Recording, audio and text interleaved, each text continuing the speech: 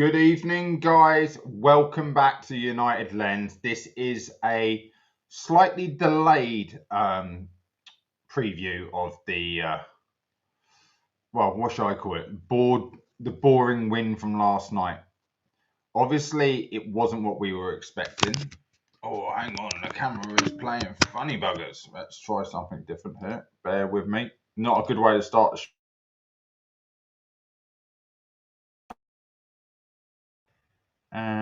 Bang. And we're good. Yes, welcome back. We'll start again. It was a horrendous game last night. I done an instant reaction on Tactical Devils on my Monday night spot. I wanted to wait 24 hours, let the emotions die down, and sort of go over what really was the issue yesterday. 1-0 win, happy days. I'm all for, get our goal, get out, run back to Old Trafford, keep moving up the league, right? I'm all for that. But there is a big difference. If we're battering someone and we finally force one across the line, I'm all for that. But recently, that's not been the case. And the West Ham game, this game, it takes a lot out of you because we see a lot of great passing. We see some really important goals that get the emotions going as we are as fans. But you guys should know me by now. I can't help but be honest. And what I saw yesterday and the West Ham is still see players who just can't move the ball quick enough. They look clueless around the edge of the box. Still too many players which are ill-disciplined in the structure, which is going to help you break things down. And I want to go through that in this. You've seen the thumbnail. You've seen, what I've called it. We get the win, but the same problem happens. We cannot break down a low block. We got lucky in the way that we played for it, suck on all the pressure, but we get another breakaway. No different to the Man City goal, where we break from their corner, quick ball over the top, and we use pace. We were doing that under Ollie, Mourinho, you name it. We were using Rashford for that. Are we going back to that? So what I want you guys to do today is get in the chat, stay active, and literally just come back with me. As I'm talking to you, I will involve you. I'll try not to lose where I am. I want to go over the breakaway goal. I want to go over chance creation sort of remains still an issue. You've got structural problems within the team. We've got, we can have a conversation. Is it a tactical thing or is it a personnel thing? I can't see us disagreeing on either. So we'll say it's a bit of both. And to move forward under Michael Carrick or even without Michael Carrick, what do we need to do? So we'll review the game first. Obviously, it was a terrible game. So we'll start there. But first off, Danny, welcome to the show. Always here, always Mr. Reliable. You were fuming with most of the match. Yeah, I get that. 100% counter-attacking team for decades. But we're meant to be changing, Danny. That's where we're going to go with this tonight. We're meant to be changing, and we're not meant to be having this struggle breaking down back forwards because we didn't actually have this under Ollie. We were quick in our transitions. Remember, we didn't lose an away game in the COVID season, and there was many other things where Ollie actually done really well, and Carrick was obviously part of that coaching staff with Kieran McKenna. So we'll go back to that. But first off, let's get into the game. I thought the pitch was horrendous. So before anyone comes back, the pitch was horrendous. It was holding water. And in the first 10, 15 minutes, you could see that you were trying to fire a pass and it was only just reaching the player. But it was the same for both teams. So I will not accept that as an excuse. I am very much both two teams play on the pitch. When we play Grimsby, oh, it's the pitch. Grimsby are playing on that. We're more of a professional. We should be able to deal with it. Okay, so that's first and foremost. But we started well. Obviously, we got the first attack. We had the one that hit Kobe Mainu, and then was it? I'm trying to think. Was Dallow's volley before the Pickford and Tarkowski clearing it off the line moment? They were about minutes apart. But apart from that, in the first half, there was nothing really to get us going. So we were quite flat. Well, I thought the stadium was flat, let alone us as a fan base. But all we were asking for in the preview was move the ball quick. We know it's going to be a low block. It was basically a 5-4-1, but they were playing and they were looking to counter attack. They were looking to go long to Barry.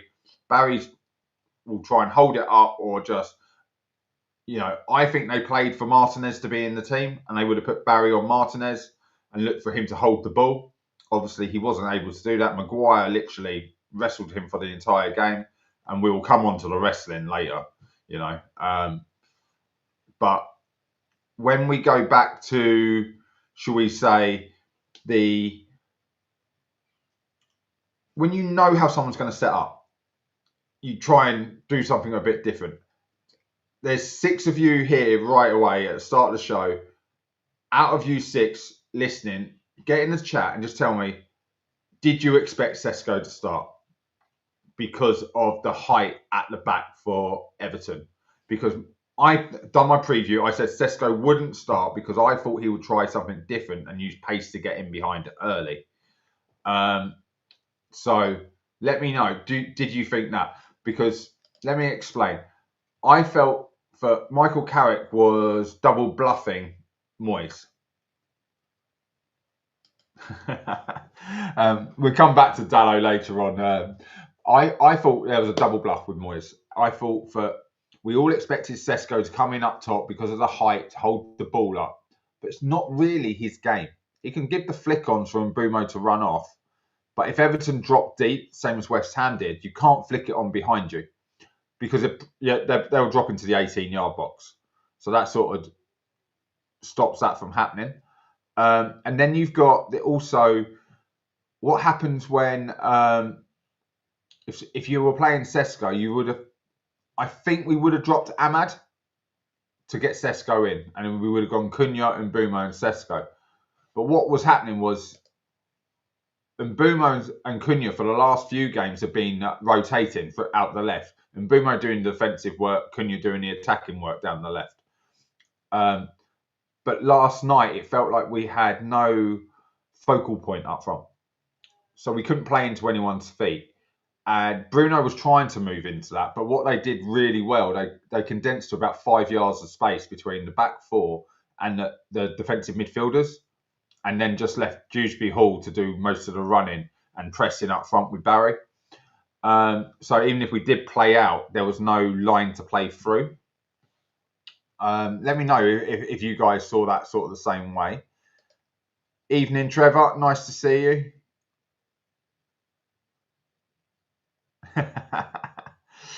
I'm not sure how I'll pronounce that, Trev. Evening, Mark. You know when you've been Sesko torpedoed.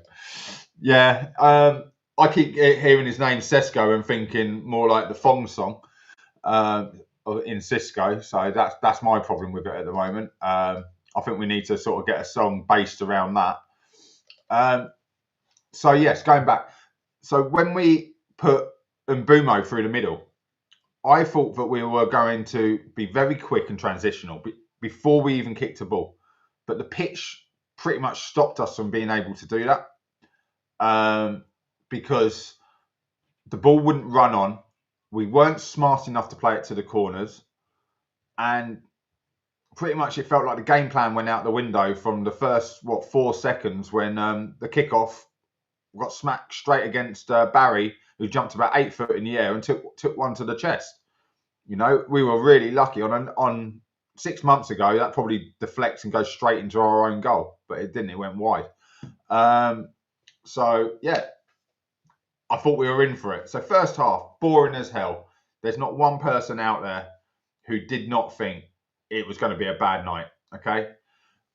You come back in half time, and I'm thinking, Carrick's got to lay into him here. He's got to be like, this ain't good enough, because every person in any of my football chats, all the reviews I've seen, the show I took part in last night, we were all like, what the hell are you playing at? It was lethargic. You weren't moving the ball. You're taking 4 touches instead of 1 or 2 touch.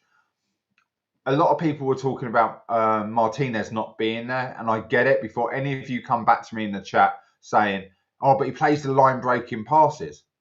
But if you actually look where Bruno was, he never got in a pocket of space to receive that line-breaking pass into him.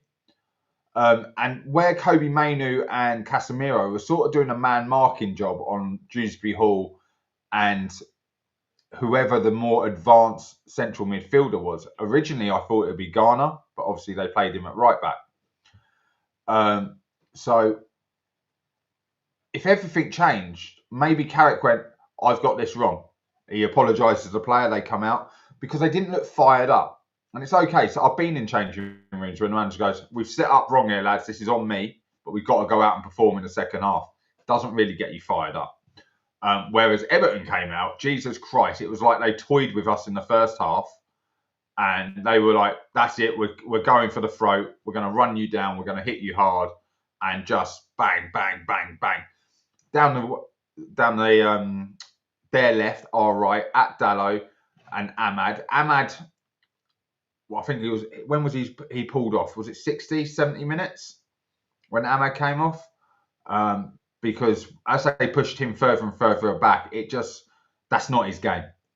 He's not a defensive-minded player at all. He might come back and help double up, but when he has to actually man-mark Braithwaite coming down the left with him, not a hope in hell. That's like a mismatch, isn't it? It's like David and Goliath. So we knew from that point we were going to be sucking up pressure. And I was calling actually I thought Mazraoui needed to come on earlier and just replace Ahmad in that position. So I would have kept Dalot as the right back and put Mazraoui as the right wing. He done the opposite, which, let's be fair, Dalot had, under Carrick, Dalot sort of been a good right back. You know, he's not been amazing. He's not been poor. He's just been a good, solid Premier League right back. He's getting up and down. He's defending the back post, getting the flicks away. But you know there's a bad tackle waiting to happen. If someone's going to give away a penalty, it's going to be Dalot or Casemiro diving in the box. That's sort of how I felt last night. And every time they got in on the left and drove into the box, I thought, oh, God, he's going to dive in. He's going to dive in. And he did a couple of times, but he didn't catch anyone. So what are you guys thought of the halves before we even get to the goal and how that actually came about? Because let's be fair, there was a few things that led to us being able to score. And it was probably a bit of overconfidence from Everton. You know, do you think we made the right subs at the right moment? You know, let me see what you got to have your say. Let me just catch up with some of these. The pitch condition was on purpose. I don't know if it is, because when you build a brand new stadium, remember, it's the first time we've played there. I haven't watched many games. The grass has still got to take. The soil's got to take.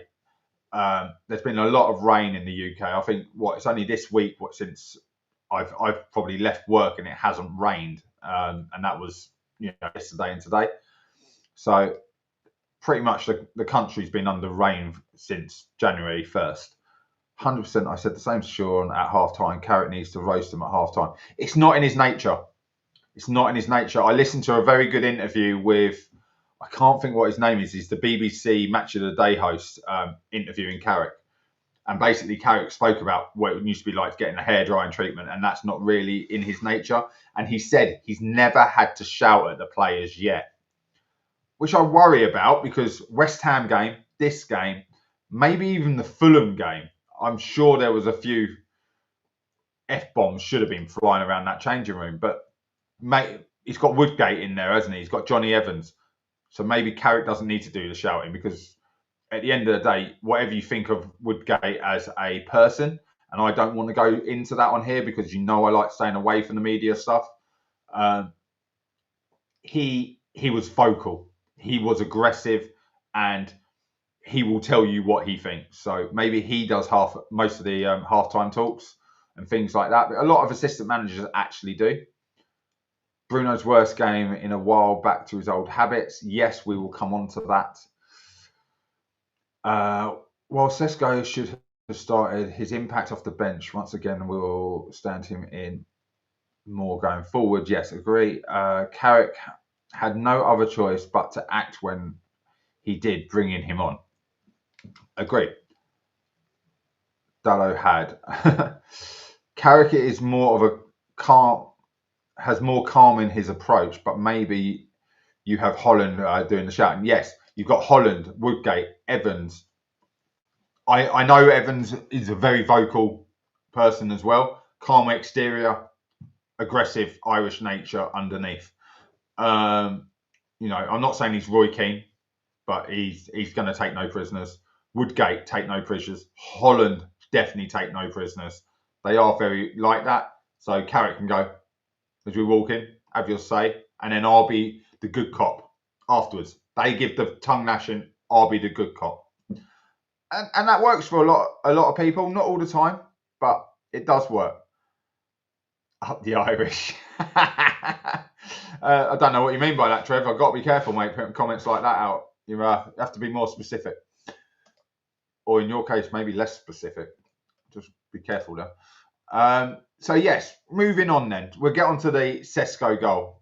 But before we can get to the Sesko goal, I think we've got to... I don't know how old you are. I grew up watching WWF. You've got WWE. I was waiting for the Ultimate Warrior and Hulk Hogan to walk out into our onto some of these corners. My son would have been there giving it the old "You Can't See Me" from John Cena. It was unreal.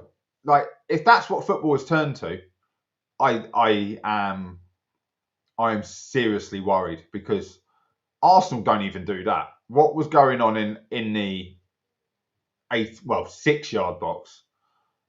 It was horrendous, but it was hilarious to watch.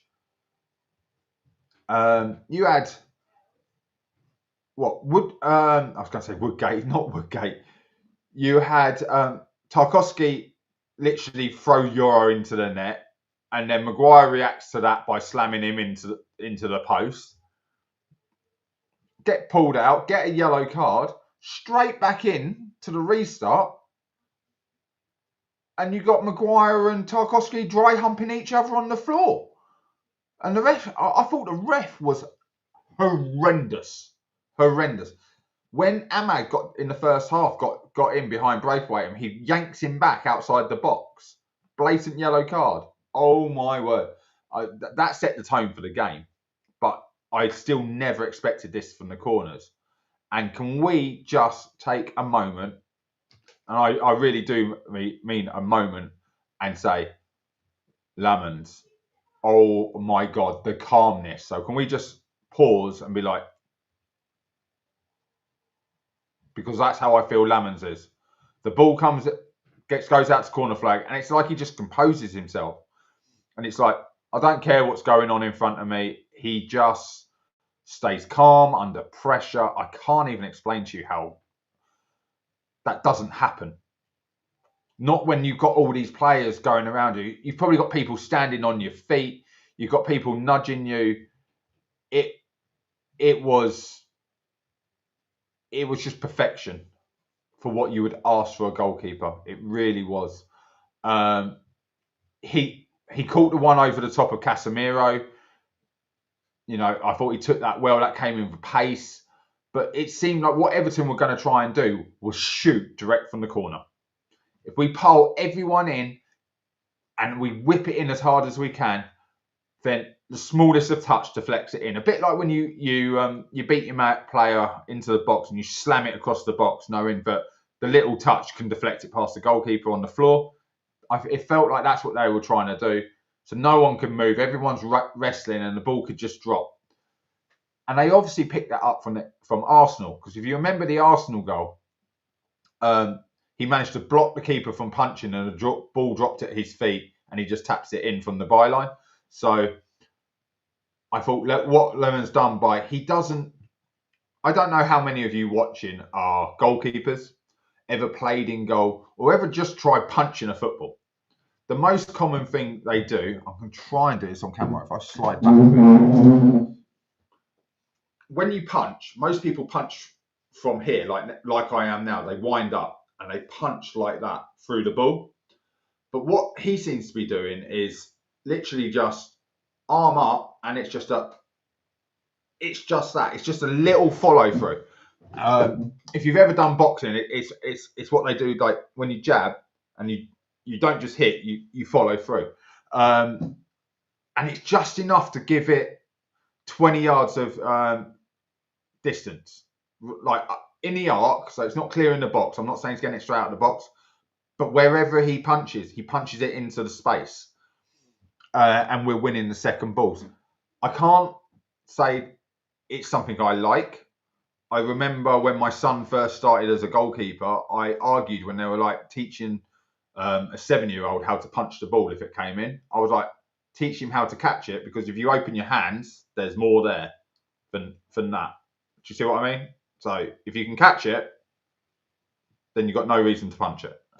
But with the new tactics on these corners, I have been proven massively wrong, because if you're allowed to literally dry hump people, force them into the net, that's going to have to change. And I think it needs to be looked into before the World Cup, because if I've got to watch that in the World Cup constantly, we're going to have penalties galore from some of these foreign referees where there's just no physical contact in their leagues.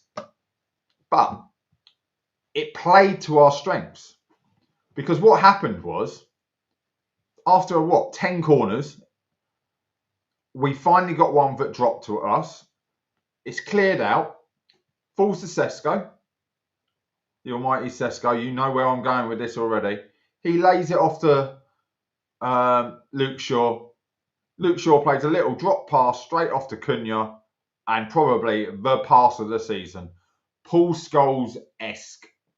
Like I said last night, and I'm going to say it again now, the assist for the goal was not Mbeumo laying it across. It was Cunha's pass, because without that pass, we do not score. But the funny part was, where he got knocked on his arse, it meant he got a little bit more whip on the ball, and it just landed perfectly into Mbeumo's, come from Mbeumo curved into his path. So, we all take it as it comes, but he could have released the ball before getting knocked over. Pretty sure he didn't. But great ball over the top. But what you noticed was Mbeumo started to go. As soon as Sesko lays that ball back, Mbeumo went. So we know this is now obviously a tactic from corners where people are going to pile in. It's part of the rock and roll football. This is what Liverpool done last year. Every corner, and they counter-attack it with, oh God, what was his name? The striker. He's not there anymore. Nunes.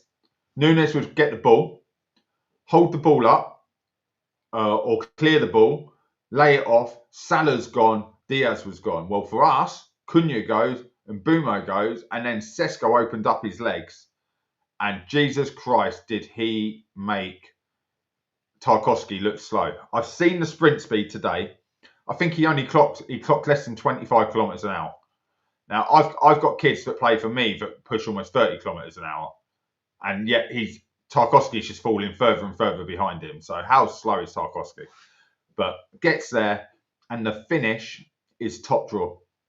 The pass is just perfect. Doesn't need to break stride.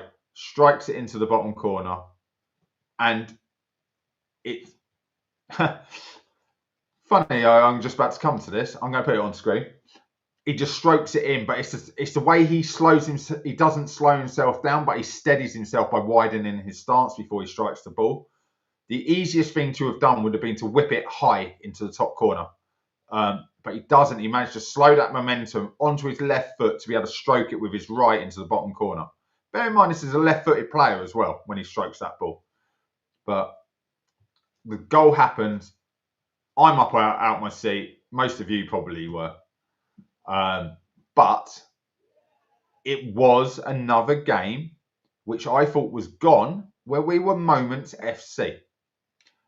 And that's why I put this on. We win, you guys complain. We lose, you guys still complain. Just enjoy the moment, that's all. Who's complaining? No one's complaining here. What we're saying is, it's not just about winning, because we can't afford a 0-0 draw. Because without the moment, which came right at the end, if that didn't come, it's a 0-0 draw, and we're not pushing for third, 3 points behind Villa. We're still very much possible of being pushed into a Europa League spot. So it's about getting the win, absolutely, and we celebrate that. But in the last 2 games, it's a joke. We can't break down a low block because we can't move the ball fast enough. So now we're having to rely on teams wanting to try and score set pieces so we can break from corners. It's not a thing, it's a tactic.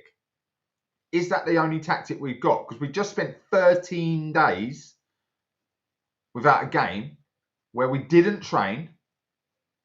They had 5 days off to do their own thing.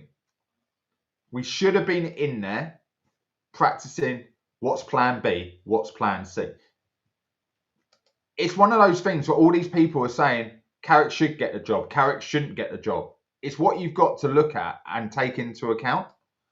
So I understand what you're saying, but please don't think I am complaining about us winning or complaining about a loss. I'm saying we are still doing something. Before even Erik Ten Hag came in, we struggled to break down a low block. So now we've had Ten Hag, and every manager and interim manager since struggle. So it's not the managers, is it? Because you don't keep getting the same thing from different managers. What you do, you get the same problem from the same players. Okay? And it's a tactical thing. And it's something I wanted to come on to a little bit later, but maybe we'll move it up a bit in the show. So obviously, like I said, that's the breakaway goal. That's what we needed. Happy days, 1-0. Sesko must start the next game. I think we can all agree with that. It's Crystal Palace next game.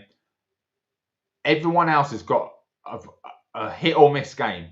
Arsenal, City, Liverpool, Chelsea, they all got games that could go either way. Whereas we're playing Palace, who are in free fall at the moment, calling for the manager's head. Now, don't get me wrong, that is a game over in the last 6 to 12 months we've gone on and failed, and mainly because Henderson turns into fucking OG Peter Schmeichel and saves every shot going in just to stop us, a bit like the way Garner played last night. So before we move on to the chance creation things I wanted to do, I just want to catch up a bit in the chat because I've seen it been moving plenty. There's plenty of you here talking. Where do we get back to? Surely here we go. Right. Here we go. Lemons said the game last night played into his strength. He takes pride in his part in the game. Well, yeah, great. All right, you guys are chatting. That's Emil. Tarkowski and Keane both lack pace. They do, but I tell you what, Michael Keane hit one hell of a shot, didn't he? What a save. Top corner from Lemons. Like I say, he was on that side. I thought I would expect him to save it. But I think it was moving faster than anticipated. I've seen it back a couple of times. When I reacted to it straight after the game last night, I was like, oh, come on. It's a little bit for the cameras. He's just stuck his hand up and get it over. Strong wrist, yes, easy save. But when you see how far outside of the post it started and bent in, he could only react last minute because probably originally he thought it was going wide. Come from behind. Strokes it in. What channel is this, Mark? the players were probably too relaxed after 13 days break. You need games over training to keep your fitness up for most of it. Yes, there's a reason, Trevor, we didn't have games. I will explain that.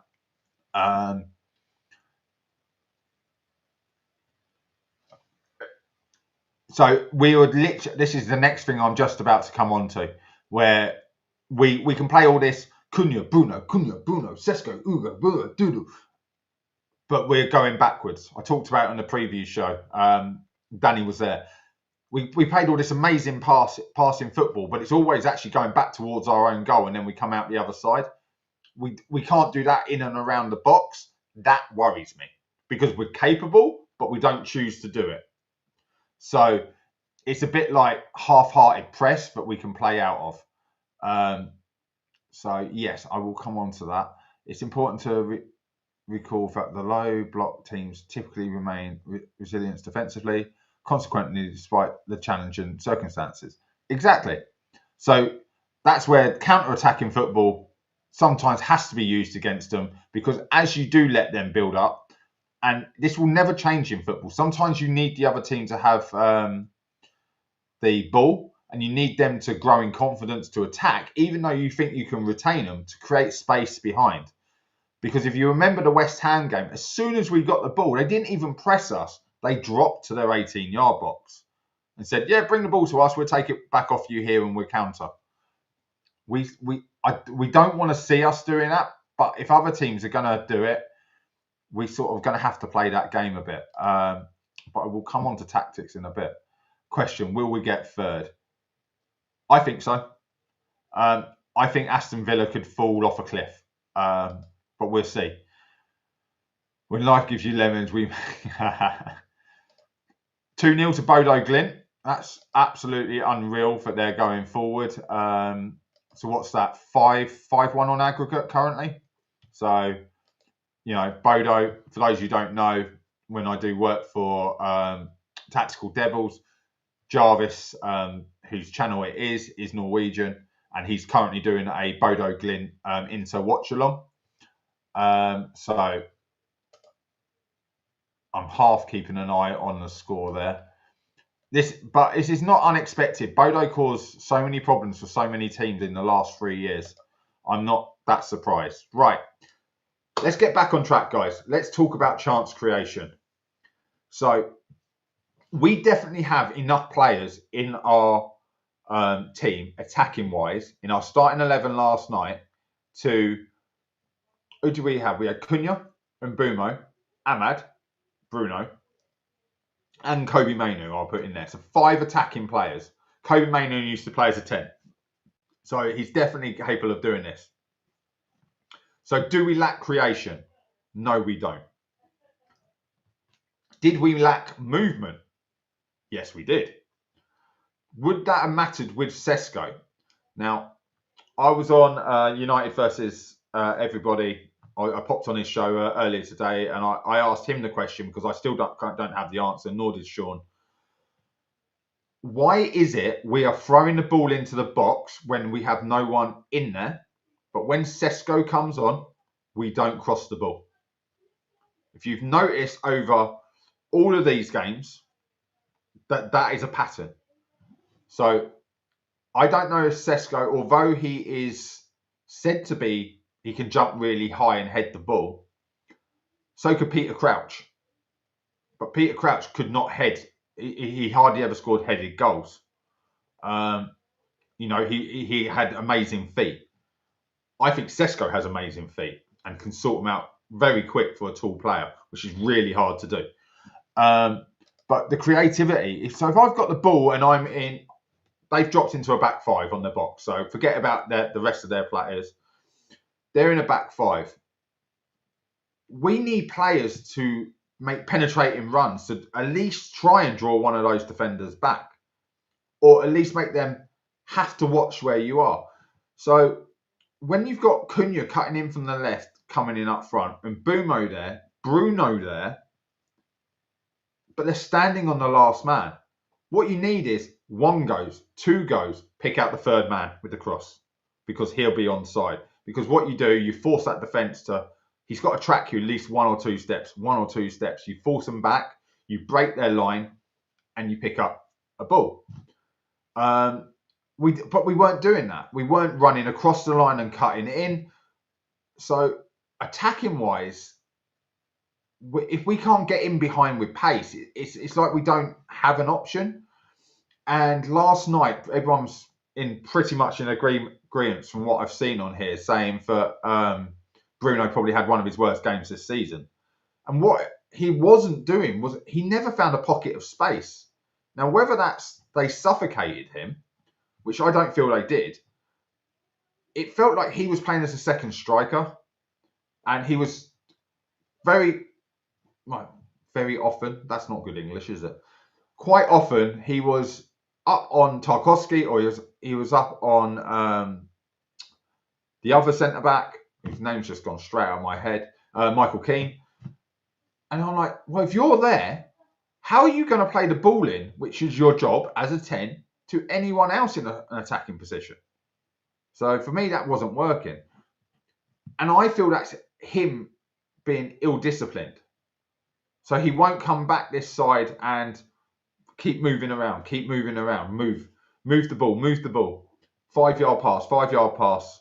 And you just pop it, receive it, pop it off, receive it, go somewhere else, pop it off, go the other way, go left, go right. Now, if you've grown up in the days of watching Man United, what we used to do was move the ball left to right, constantly, but still moving forward, because you pull the team over, because they've got their defensive formation. And you can see me swaying, because it's just a natural thing to do. Like, as a centre-back, as a whatever, that's what you would expect people to do. So, I don't know. It's very frustrating to watch week in, week out against the lesser teams, but we don't have a plan A. I was going to say we don't have a plan B to break down a defence, but it feels like we don't have a plan A unless it's Sesko up top. And I feel that's going to be the change that comes, okay? Boxing, good evening, sir. Nice of you to join us. Right, so when it comes to creation, I think the creation is there, but we lack movement. I think that's the biggest problem we've got. So we can look at last night's game and go, we got a 1-0 win. But I can look at that game against Everton, particularly with Carrick. I can look at it with Amorim, Ten Hag. Who else have we had standing? You know, it always feels like there's someone. Ollie. These people, there's always going to be that 5-4-1 and we'll sit back. It's like when England plays San Marino. San Marino try and score against every team except England, and we get a really boring match. That's what it feels like when you get your Evertons, your West Hams, your Wolves, people like that. Although Wolves were even more attacking, and that's why I feel there'd be a problem this weekend. I think is it City they've got, or is it Liverpool? It's one of them, I'm sure. But if we look at the table, you know, right now it's a great thing to be looking at. You know, we're all going to be happy. Let's get the old table up. We don't need to look anywhere else from this top 6. Okay, let me just move it slightly. If you look at Arsenal-Chelsea this weekend, a draw is a perfect result for Manchester United. And right now, out of those teams, very capable of getting a draw. Man City go to Leeds. Leeds have been upsetting teams all season. So that could be drop points. Oh, it's Villa that have Wolves. That could play right into our hands. We've got Palace. If we win, we're level on points, maybe a point behind if there's a draw or whatever. But we keep that pressure on them. And then Liverpool have got West Ham. Also, very similar to last night's game. Liverpool are not breaking down teams. You know, look at last weekend. And I'm still not even sure if that's on or offside, that goal. So these are the games this week. And it will make a massive difference. You can't tell me there's not going to be drop points here by one of us. And we can't let it be us. And Palace have been a thorn in our sides for many a season. Well, and like I've said, it's been more Henderson, but without Gay, without Anderson as their centre backs, Henderson's a little bit more exposed now. You know, they've lost Eze and everyone else that they've had. All they've got is Mateta. We know what we're going to get with Mateta. Pretty much what Barry done last night. Okay, so let's just swap that back. So we know what games are going to be played. I'm worried for the games we have left that we will still have to break down more low blocks. But also, is it not telling someone like a Chelsea when we come up against them, who sometimes like to play with 5 at the back or wing backs? Actually, do you know it's going to be a really good way to stop Man United, and we can counter on them. We've got more pace going at them and better players in Neto and things like that when we come up against them. Liverpool, well, if we sit back and defend, lads, and we can counter. We've got to show that we can break down and create chances in all aspects of games, not just when we're being attacked and the game becomes quite wide and open. But, you know, adding into that, the structural problems of our setup, it only takes one person to let us down. And if I was to ask the people in the chat now, who's the one person that you can, if I said pick one person from the starting 11 that's going to let you down in from being ill-disciplined, I can guarantee you I see the same 2 names come up. So that is my question to you guys in the chat. You can come back to me in the comments as well afterwards. Out of the Man United starting 11, who do you think would let you down at being ill-disciplined? Not because they're poor, but for their discipline problems in a structure. So Danny said Luke Shaw. Barry running into Maguire, bouncing off him, yeah.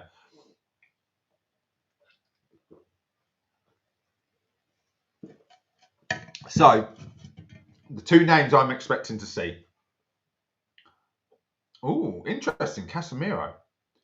So,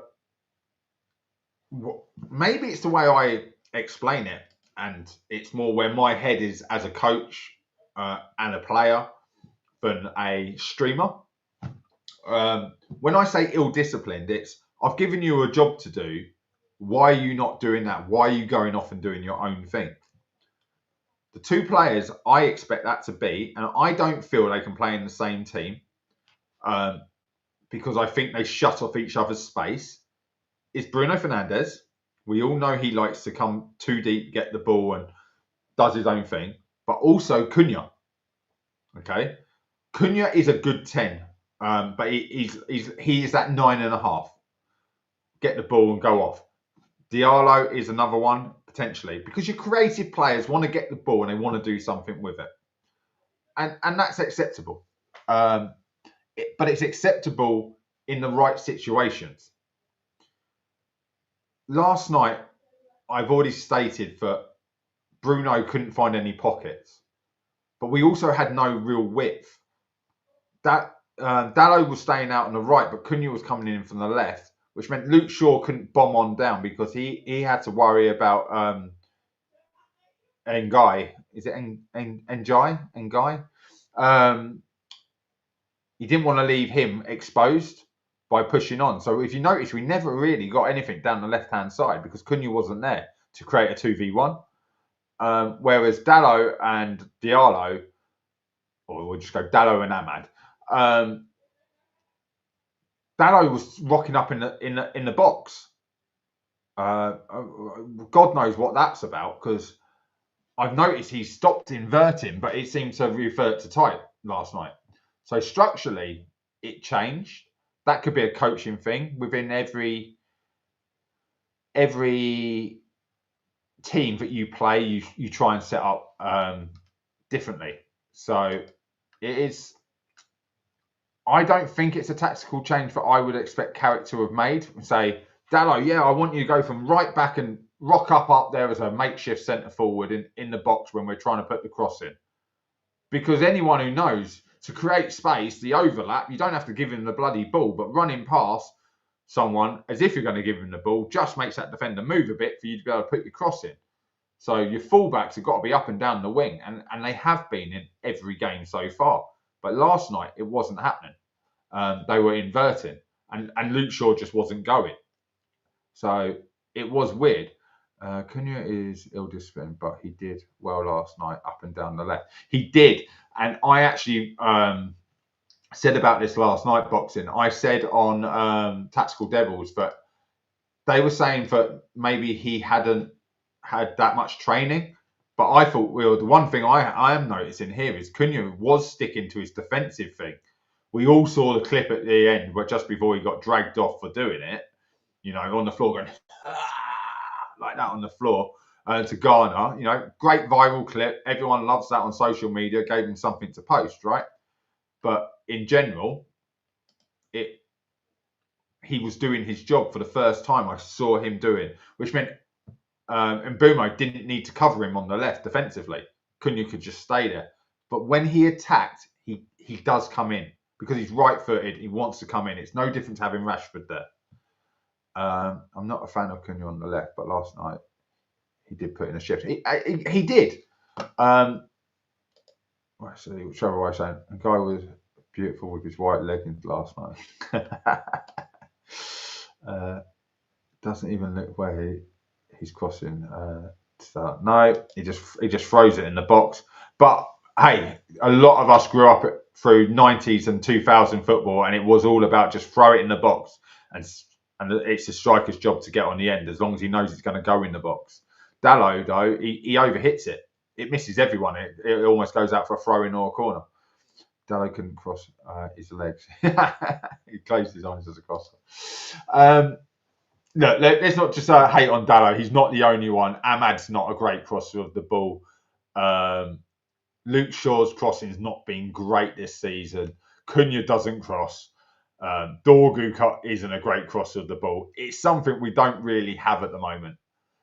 I was going to bring this up anyway. Ghana, in fairness, played well against Cunha, and Cunha played well on the defensive duties. I thought those two were the only shining light in the game. It was nice to see in any game personal battles where they're both having a bit of give and take. It was really good. So that's sort of where I struggle now with the structural problem, which there affects the tactical problems. When we're trying to break down this low block, is it tactical? Do we need to change formation to do it? We speak about bringing in Sesko. Sesko will help pin one of the centre-backs. Do we need to, hey, you're going to play a low block? Well, I'll tell you what we're going to do. I'm going to play two strikers against your two centre-backs. And we're going to pin your centre-backs back. And then my wide players are going to constantly run in behind. And I don't care how many times they get offside, because one of them won't be offside. And we'll make that count. So that's what I would do from a tactics point of view. I would load up front, and I would force the balls wide and just keep going, get the corners, get the throw-ins, knock on their door. Bit like people try to do to us. Or do you think it's the personnel that needs to change? Like I say, bringing in Sesko, but if it's a low block, is a ball carrying Cunha the right person to have in the team for that game? Because if they're dropping into a low thing, he's not going to dribble past in close quarters. When it's a stretch game and he can beat one or two players like he did for setting up the goal, he beats his man and gets the ball out his feet, whips it. That's what Cunha's good at. Oh, pardon me. That's what Cunha's good at. So, sort of let me know what you think, guys, tactically. Is it tactics that stops us from breaking down the low block, or is it we don't change our team up enough to break it down? I look at someone like, let's look at Arsenal. The other day, they played with Jesus up front instead of Gyökeres. And then they flip that, and Gyökeres goes and scores 2 against Tottenham. Now, we're playing Mbumo. Most people said play Sesko. Someone's just put it in the chat, so that's just distracting me.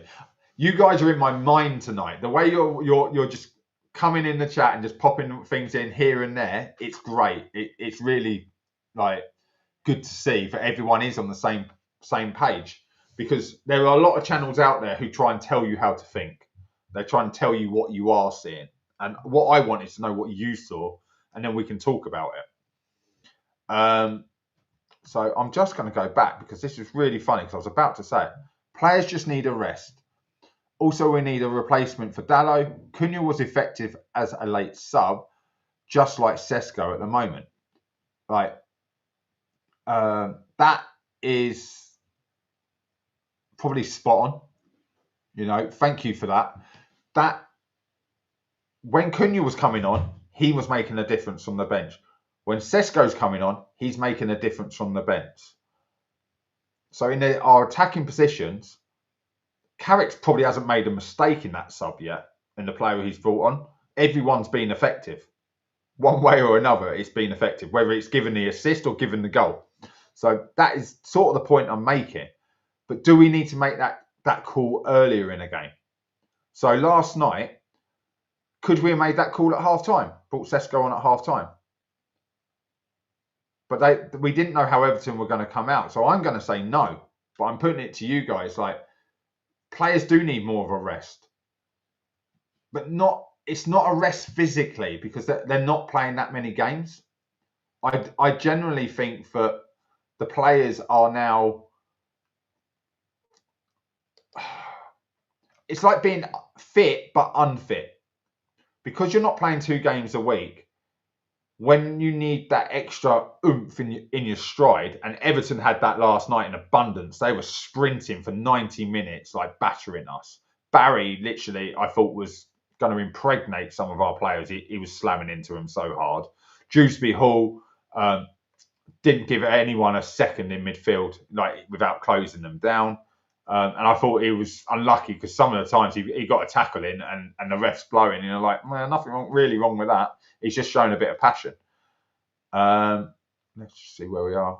He's better than Walton, Lever and Garner. Yeah, I probably agree. Yeah, Danny, I would too. Okay, so you guys are talking about midfielders. I don't think our midfield was an issue last night at all. In Mainu and Casemiro, we can always do shows on who's going to replace Casemiro. But you've also got to remember, you can just throw a name out like Anderson. Is he going to link up with Kobe Mainu like Casemiro does? I can tell you from seeing it enough times and watching it enough times that Kobe Mainu looks up to a player like Casemiro. And that makes a massive, massive difference. What a comment. This is it. Everton had the same amount of days off. You know, big game player, you are spot on. That's what I'm trying to say. Whether you're here when I said it, we had 13 days off, but he gave them 5 days of doing nothing. Now, Everton could have been preparing. So that's what it comes down to. They turned up they had the same amount of days off. They turn up at the same time. They get there. They walk out on the pitch. They warm up at the same time. Kick off. There was only one team up for it. And that's where I'm talking about. We can change personnel, but we can't change mentality. And sometimes I feel that mentality isn't right. It's been there for like 3-4 years. Since where did we finish under Ten Hag? Was it second? And then we've dropped constantly since. But we didn't get across the line, and that mentality just is like a broken sheet of glass, and it's just crumbling constantly. Because whenever we've had the opportunity this year to progress, even just move into the top 4, we were falling short under Amorim. We all blame Amorim. But we did that against West Ham. We struggled against West Ham. We got lucky last night by Moments FC. As you know, we really should have that imprinted underneath the crest, Moments FC. Because Everton are a solid team, boxing. I totally agree. And Moyes knew exactly how to stop us from playing. But what he gets out of his team is hard work. No manager can get that out of Manchester United so far. Unless we play a top team. Arsenal, City, Liverpool, we work our asses off. Everyone else, we can do it in second gear. And most of the time we don't. So that is a big problem. Big problem. Guys, there are currently 9 of you in the chat. There has been, God knows, 20, 30 of you throughout the show.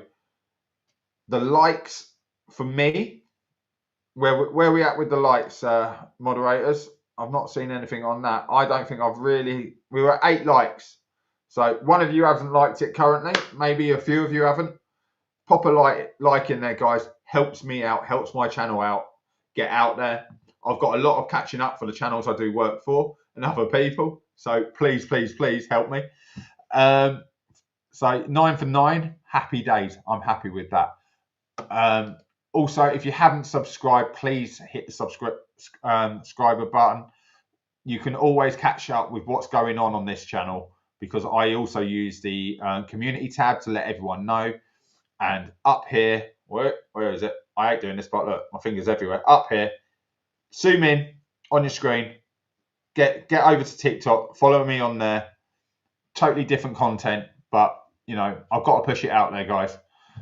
At the end of the day, we're all trying to get the best for Manchester United videos out there, and I can't do that without your help. So please keep following me, keep subscribing. Right, let's move on. Let's move on to what is the most important thing moving, and that is moving forward. We have 12 games left, and you know, our next 3 games is a tough little combination.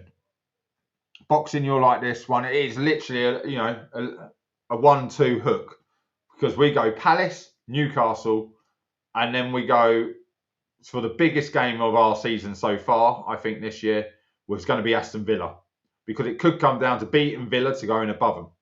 Okay. Palace, I've already spoken about that, so we move on to the Newcastle game. Newcastle could be tough, but Newcastle will also be going in. We play Wednesday. The following week, they play Champions League. So they'll be back in their Champions League run. So they're going to want to beat us. I get that. But at the same time, they're going to be resting players, looking for where they can and be strong. So that is, you know, they're playing right now. And then they play us Wednesday. So I know there's a week between that, but it means that they're playing every 3 days, and at the moment they've had injuries. So Newcastle, it's a team we never know what we're going to get. I can't remember. I believe we're away to Newcastle. Is that correct? I'm sure we are. Yeah, we're away at Newcastle, and then obviously we bring Villa to us, which is the big game. So Newcastle might be a tough game. They're struggling to score. It might not look like it now. I don't know how many they've scored tonight, but in general, in our league, they struggle to score goals. Anthony Gordon is so hit and miss. He doesn't seem to have a great game against us. I know a certain channel is constantly linking us to signing Gordon. I don't think that's going to happen at all. Let's just have a look. Yeah, so they're 3-2. 2 goals in 6 minutes, and then they Botman has and then 3 goals in 7 minutes. That was one hell of a game. Go on then, Charlie. What do I need to correct you?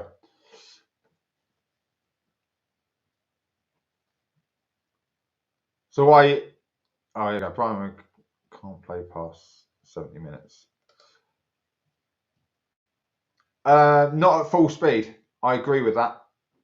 Yeah, no. This is the rotation. So obviously you brought up the fact Cunha had worked well as a sub. Sesko's working well as a sub, but it was actually Ahmad that went off this time, and we dropped Mbumo back. So I don't think it's Mbumo can't play past 70. It depends on whether we're countering or building up the play. If we're building up play, he's not doing as many sprints. But if you want to sprint constantly for 70 minutes chasing long balls, you're going to be knackered, aren't you? You know, you're probably not going to make it to 90 or look less effective. But if you remember the West Ham game, when Lenny Yoro came on, he made those blocks. It was Mbumo in the 80-something minute that sprinted stride for stride and actually beat old Mr. Muscles in the foot race. So he still has it in the locker. I think he just has a body. I don't like using body shape because it just can be clipped up and taken as the wrong thing. His demeanour makes him look like he's not as fit as he is. And I think it's just, he's a professional. I think he's a do or die player. And that's what we signed in all three front players, do or die. They will die on the pitch for whatever team they play for. Cunha, you know he's given you 110%. And Bumo has given nothing but 110%. Sesko, we're starting to see that from him now. The celebration last night was superb. And it was something that we've been missing. So let's just see what else you're saying. Cunha was a good sub in 60 minutes and Sesko can score 2 minutes remaining. Yeah, but you're forgetting we are without Dorgu. So, if Dorgu's back, does Cunha play? I think Cunha goes back to the bench. You could or even say Ahmad could go to the bench and you could play Dorgu left and Bumo right, Sesko through the middle. Or you can play Ahmad right and Bumo through the middle and leave Sesko on the bench with Cunha. So when we've got all our players fit and we keep building on that, absolutely, the options are going to be there. Yeah. That's what I didn't want to try, sort of imply, Trevor, because we know what that did for Wayne Rooney's career. If Mbumo gives it everything for 70 minutes, that's fine. Yes, boxing, I've always said that. It is about... So I've got a player in my under-18s, Finn, and he hates being on the bench. And I'm like, but you're on the bench for a reason. And he's like, yeah, but why? And I went, you never sprint. He went, yeah, but I can run for 90 minutes. I went, you can run for 90 minutes. I can run a 10K if you give me 2 hours to do it. Well, I can't. But if I try and go at the speed to complete the 10K sub that, I'm not getting there. But I'd rather you give me one half that is all out, flat out, 45 minutes, run as hard as you can, and I have to take you off. So yeah, I've always been for that. And someone just going through the motions, up, down, up, down. I'll sprint if I really need to, but I won't sprint constantly. And I think we have a few players that this right here doesn't have the same mindset. Mbumo gives everything for 70, he'll come off.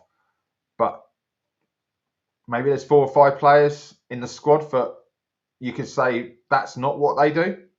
They only give it when they feel there's something, a light at the end of the tunnel that's going to benefit them. So really good point, boxing. I really like that. 13 of you in the chat currently, guys. Let's get those likes up and hit that sub, please. It'd be amazing to come off here with as many subs and likes as there are now. As I say it, 2 of you drop out. So please, just hit that thumbs up. Costs nothing, so you're only just doing me a favour. So yeah, what are you guys expecting from these games? So say Newcastle, we know it's going to be a hard game, but the Villa game, there's been a lot of talk about the fact that we went for Lemons instead of Martinez. I feel we still owe them a bit of payback because we've been robbed by them a couple of times over the last few years as well. They think they're something they're not currently. They're not top 3 side, are they, at the end of the day? So I don't like that. So, yeah, come on. What are you guys saying? Like, Palace, Newcastle, Villa, what are we picking up? 9 points? I think 9 points is there for us. But, I'm more interested in what you guys think. I think that Palace we can go get 2 or 3 goals against. We might concede 1, but we go a little bit too heavy in the attack. I think Newcastle could be a 2-1, a 3-2, a 1-0. There'll only be 1 goal in it. But then when you go away to Villa, I think it's like I said it like minutes ago. I think it's the biggest test we might have this season. You know, I think that's a bigger game than playing Arsenal, Man City, Liverpool, or anything, because it's going to be that test of how much do you want third place. If you've like in anything, you've got to beat the man to take it from the man. Yeah. So that's the option we're going to have. So what are people saying here? Newcastle away, I think we draw. Yeah, I can see that, and I'll take a draw against Newcastle. Danny, 2 wins and a draw, or maybe a loss. Ooh, don't like that. Don't like that. We've got to lose sometime. The fact is, we've got to lose sometime, and you can see us losing to Newcastle. I don't mind losing to Newcastle if we go out and beat Villa in the next game, but also it doesn't help with mentality to lose the game before that.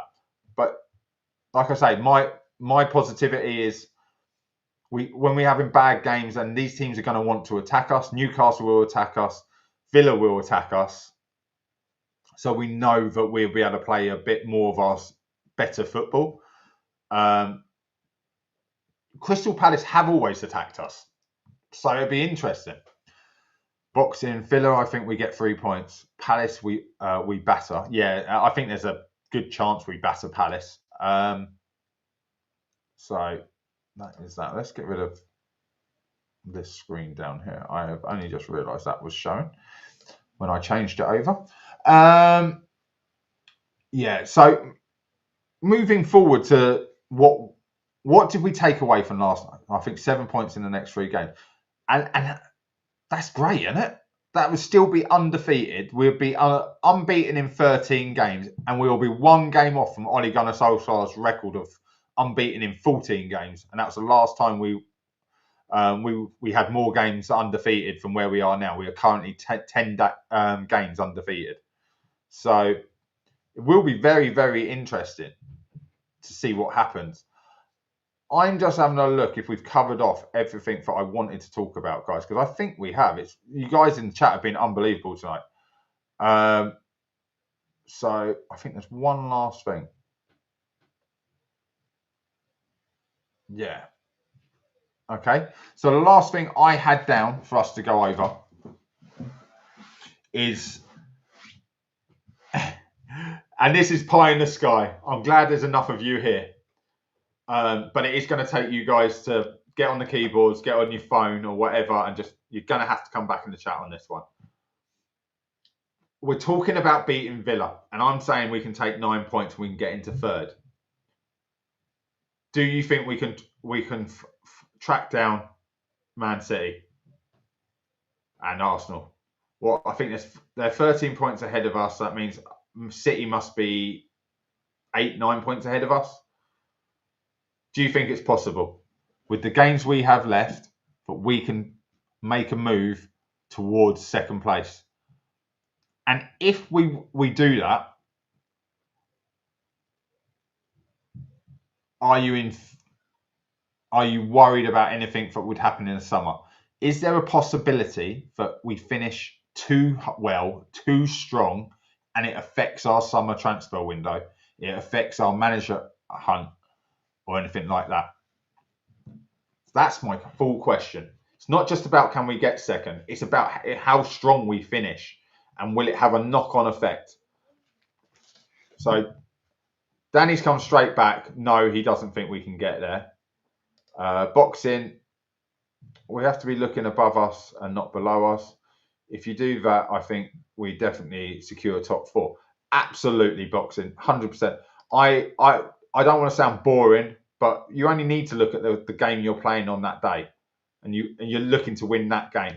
And if you're always looking to win that one game, you ain't got to worry about any other results. Okay, so that's always been my mindset. I've mentioned it many a time. My mindset is we won a game, or as a striker, when I used to play, I always wanted to score a hat-trick every single game.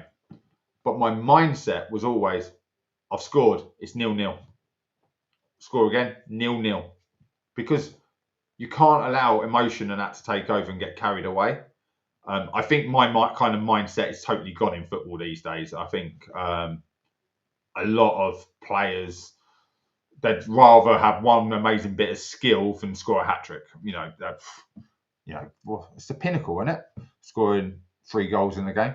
Left foot, right foot header. You know, what can be better than that? So let's just have a look. Right, a few of you come back now. What you got here? Yes, finished too strong. Dalot, Shaw, Maguire all here next season, and we won't be back properly. That's sort of what I'm getting at. So Casemiro will need to be replaced. We know that. We all want Anderson pretty much from the fan base and what they say. There's a few players out there I would like to bring in. I would like Slotterbeck. I would like Ederson from Atalanta as the holding midfield player. I think we're getting cheaper than Anderson. I get the Premier League proven argument, so please don't come back at me with that. But I feel that we need a proper left back, a Spinazzola from Napoli or someone like that. So there are other issues, and maybe we need to be smart with our money. And if we finish too strong, Maguire will be given his new contract. Dalot will stay. I totally agree. Luke Shaw, he's still got 3 years left on his contract. I think 2 or 3 years left on the contract. So Shaw's going nowhere because no one's going to buy him. But yes, Danny, you say Ederson's fallen off a cliff, but so many teams have been interested in him and he's never been allowed to leave. That will always destroy someone. Sometimes you fall off a cliff because it's time for a new challenge. Ederson is still Casemiro's understudy in the Brazilian national team. So again, it's like bringing someone, you're coming in to replace your idol. That's going to G you up. That's why I like Ederson. I like everything about him. Always have done, always will do. So, Trevor, what have you put? Yes, finish strongly and clamour for Carrick will be unprecedented. It will be looked at completely the wrong way then, and you could call it the Ollie effect. Yeah. Well, we all know, Trevor, that you'll get old Rio out there. Give him what he wants. Give him what he wants. Ollie's at the wheel. Ollie's at the wheel. Well, it would just be Carrick's version this time, won't it? But I don't disagree with you. Maguire deserves a new contract, totally. Without Maguire last night and Lemons, like man of the match was 100% between those two players. No one else on the pitch really deserved it, unless you gave it to James Garner, who I thought was exceptional for Everton, and maybe Dewsbury Hall. So for me, that shows it. We're going 2 from each area. But the keeper, hang on, the keeper got man of the match, and he didn't save us. It was his calmness that got him man of the match. So all those corners, like I say, he just done it. Oh, great! I'm doing my Roy Keane again. He'd done his job. He just got a little something on it, and that is his job to do. But he withstood the pressure. But I feel that's great. No, he can get in the Brazil squad, Danny. Just remember that they're going through a bit of a rebuild. He'll be in that Brazilian national squad come the World Cup. Atalanta have had many a game this season, weird and wonderful times. So he might not have been playing. In Italy, it's not like England. They can refuse to send the player to their country, and no one seems to argue with them. Don't ask me why. It's happened many a time with the old Argentinian players. Pass for me. Maguire is a must.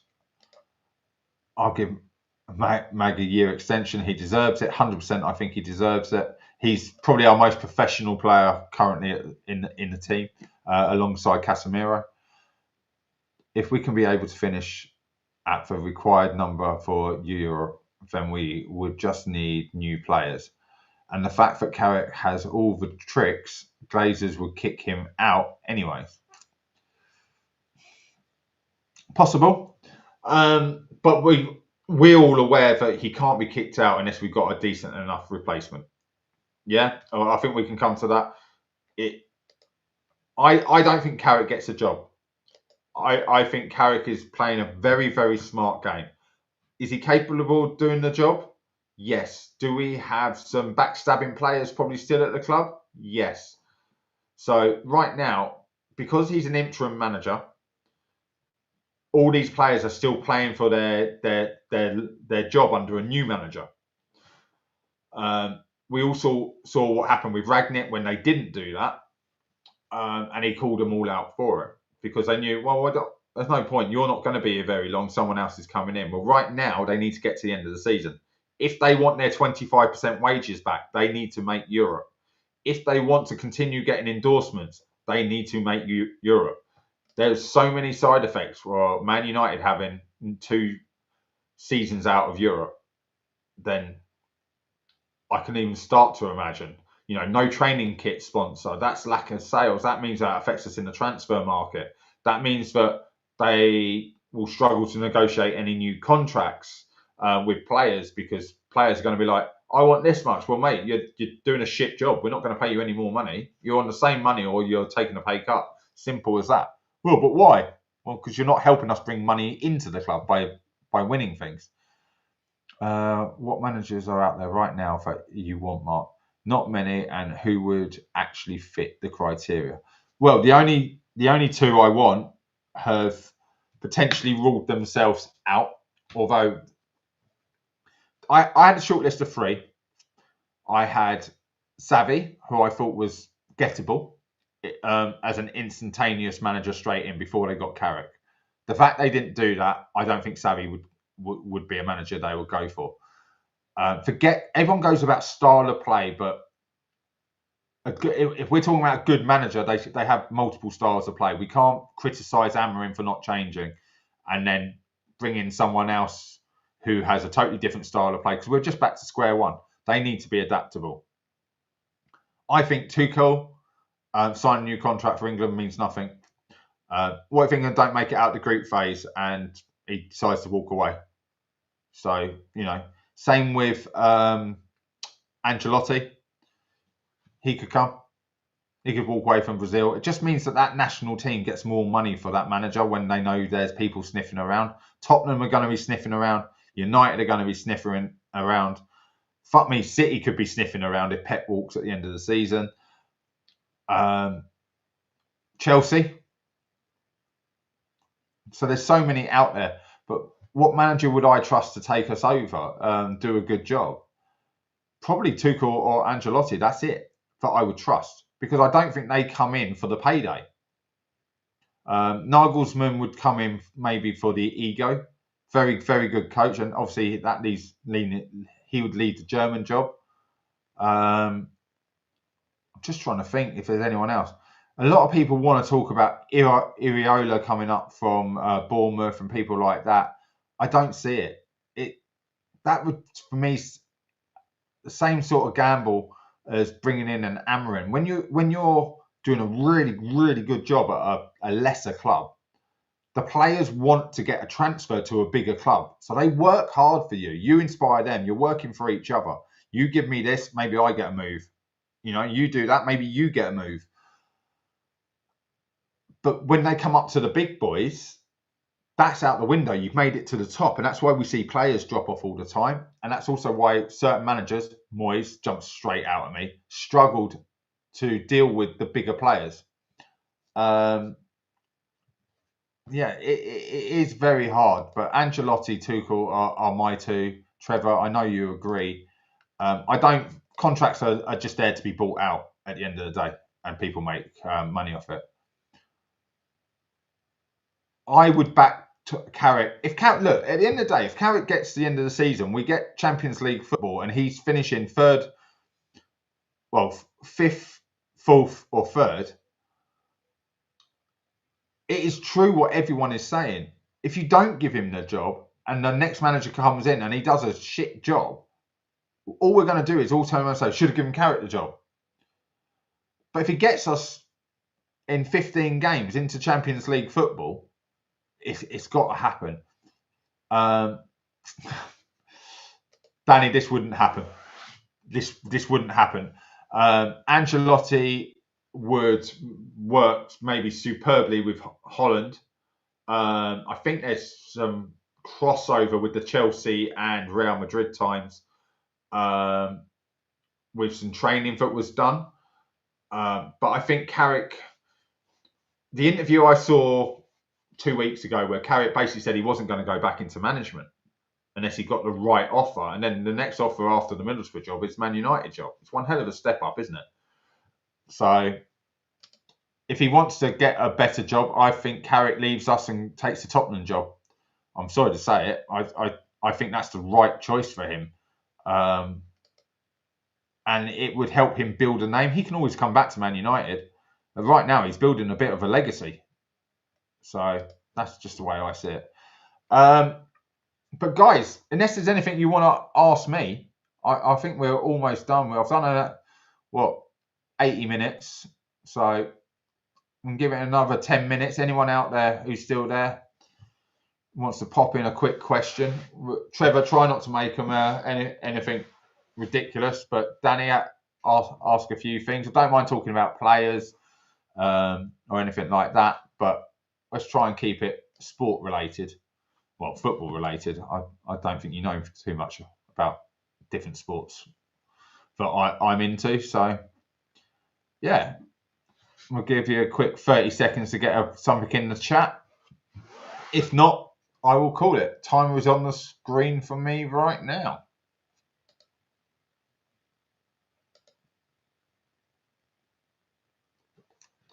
So, Trevor, I am relying on you to pop a question in, unless Trevor's fallen asleep watching me.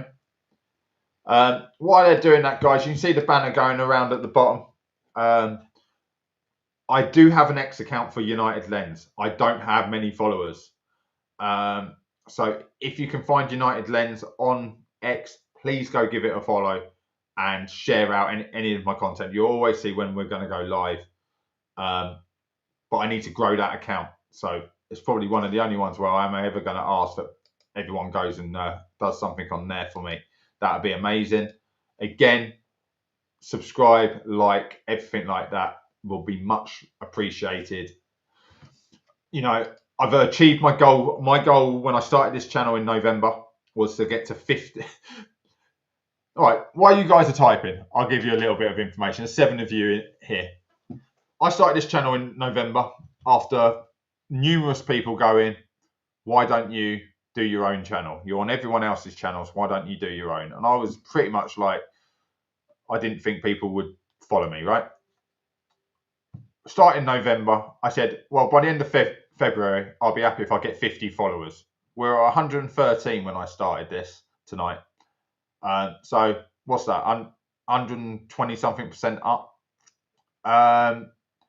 My next goal is to get, by the end of May, that we push that forward to 200 followers. So I ask all of you to help share, talk about the show to other people, and that would just be amazing. So that's what I'm trying to do. This channel's been going 3 months. So let's get on to these questions. Trevor, I knew you'd be first in. No, I have not. So no, unfortunately, I live on the South Coast. Like all true Man United fans, I do not live in Manchester. You know, the old story. So there was never, could I do it? Absolutely. Well, I say absolutely. Getting hold of a Man United season ticket used to be like gold dust back in the day, didn't it? Bear in mind, I was born in '81, so I've lived through literally the impossible times to get tickets for the games because everyone was a season ticket holder. I was always playing. You know, I love the team to death. There wasn't anything I think as a teenager I didn't know about a player or the club. But from 15 I was playing men's football, and I was playing every Saturday.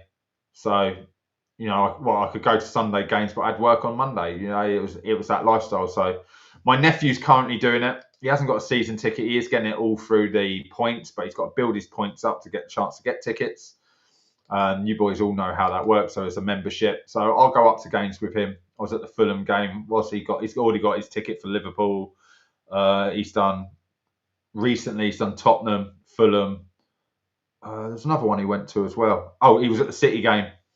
So it's for the young people, mate. I can't. It killed me when I went up to the Fulham game. It was 16-hour day for me to get up there and back, and it was a 2 o'clock kickoff. So maybe in the future when I retire, I'll pick up the season ticket, move up to United. Maybe I go full time doing content when we move up there, and that'd be a dream, wouldn't it? So unfortunately, I have not. Right, Charlie Portraits, what have you got here? Question: Are interim managers allowed to buy new players, or what? Or what? Because Carrick is so good, he's got 4 wins with Amorim's and Ten Hag's players. It's on the club. It's on the club. So in theory, you manager. Well, we keep using the term manager. There is no managers anymore, or there's few and far between. Head coach is now the term. And if you have a sporting director in your club, sporting director buys the players. You just have to play them and train them. Ten Hag had a veto, so he could say he didn't want him. They took that away in Amorim's contract, so currently there's no veto in place. It's all on the board. So CEO, director of football, whatever Farrell's title is this month, because it seemed like this year alone he's had about 4 different titles. I think he's chief of transfer loans at the moment. So yeah, I would trust Carrick. There's one midfielder in Hackney who a lot of fans are screaming for, and it was him that's brought him through Middlesbrough. So it makes sense that we used him to get that across the line in Aidan Hackney. But no, in general, the director of football, they do the buying of the players these days. I don't agree with it. I think it's a load of bullshit.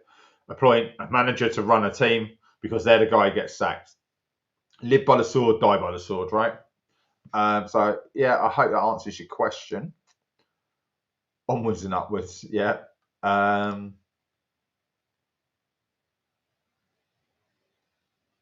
Yeah, that's my thing. Yeah, I doubled my target. I was very lucky, but that's down to you guys. That's down to other channels pushing people towards me, which means they have faith in what I do. Maybe that's why they ask me on their shows. I don't know why I get on these shows. What have I done? I've done FUTV, Balls Out podcast, Tactical Devils. Maybe I appear on Sean's after what we spoke about earlier at some point. I think it's amazing. I once talked about your previous shows to people and was taken aback when you said they are not into Balls Out. Yeah, exactly. Some of my shows and podcasts have. I think branding could have become an issue for me later on in life. Question mark. How far do you actually think you would have gone in the game if you didn't get injured? I don't think I'd make it. I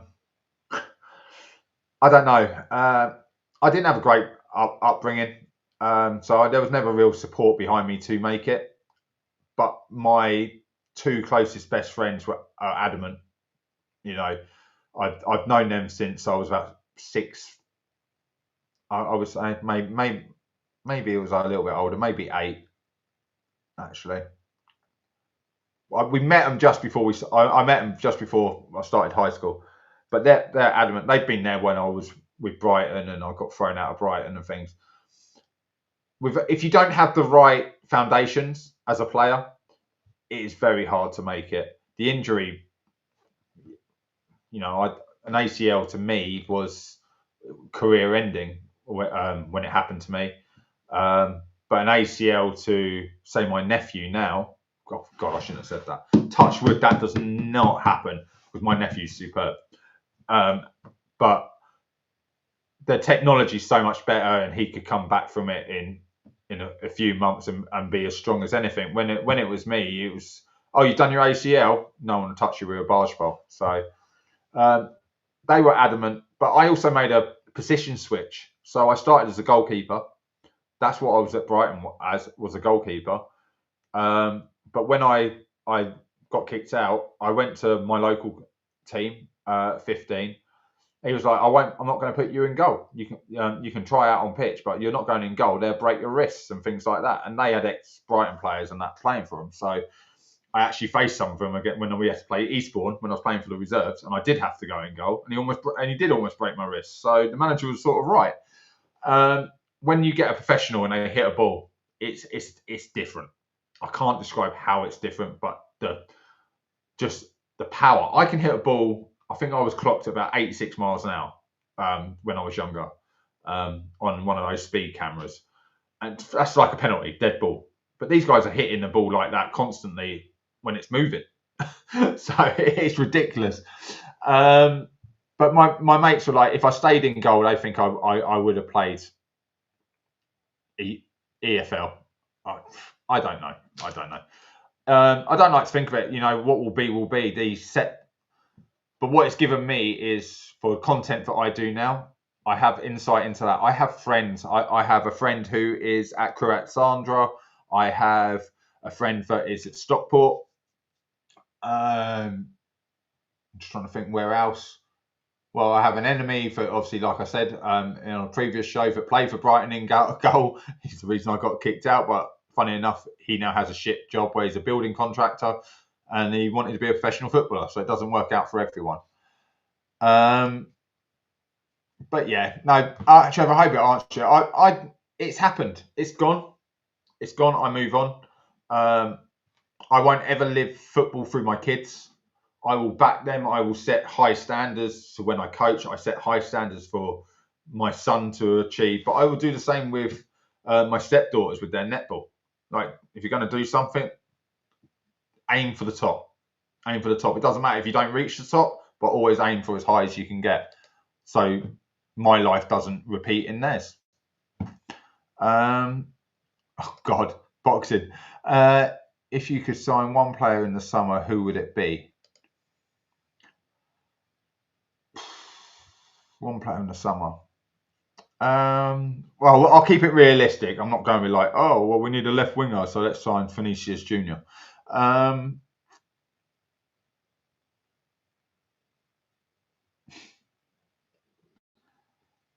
Okay. I would sign, if we set Bruno leaves the club, I would sign Cole Palmer as his replacement. That's my answer to that one.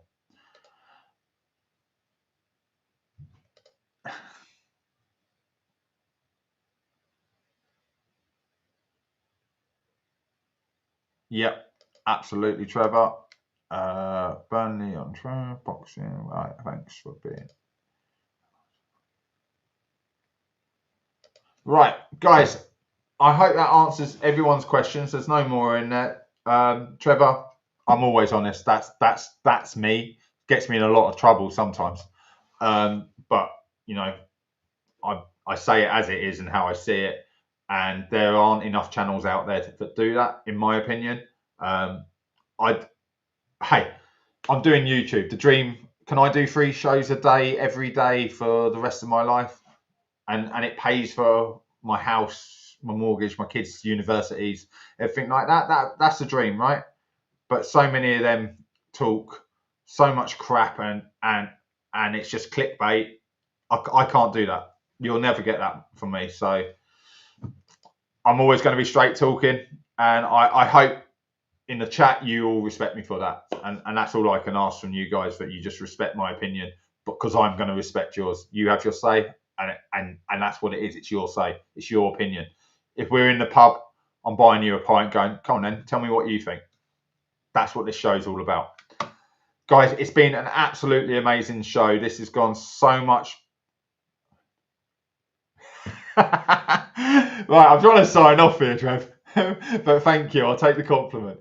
It has been amazing. This is what I mean. The chat's just been popping off all night. I really appreciate it. Like I say, if you can, anything you thought of from the show when this is finished, leave it in the comments. Come back at me. Anything you agreed with, disagreed with. If you've watched all the way to the end, I'm going to say on catch up. If you're watching this after the live is finished, please go over to the channel. It will appear on screen, and join the community, or go back, watch our questions and answers. and watch literally what I've just spoken about right at the very end about clickbait. My next show I will do on Friday night because I'm out for dinner with the wife on Saturday. And so until then, I will see you all on TikTok. Come watch me on TikTok. See you guys later. Thanks for tonight. Goodbye.